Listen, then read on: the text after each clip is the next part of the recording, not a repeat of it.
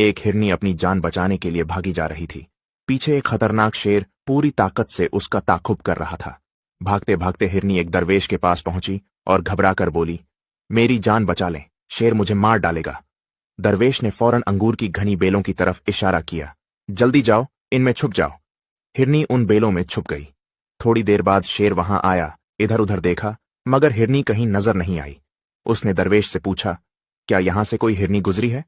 दरवेश मुस्कुराए और बोले, हाँ, अभी अभी यहां से गुजरी है, आगे चली गई। शेर आगे बढ़ गया। हिरनी ने राहत की सांस ली। बच गई मैं। लेकिन फिर उसने क्या किया? जिन अंगूर की बेलों ने उसे पनाह दी थी, वो उनके ही पत्ते खाने लगी, एक एक पत्ता, मजे से। थोड़ी देर में बेल इतनी उजड़ गई कि हिरनी पूरी तरह दिखाई देने लगी। उसी वक्त शेर वापस आया। उसने झपट्टा मारा और हिरनी को पकड़ लिया।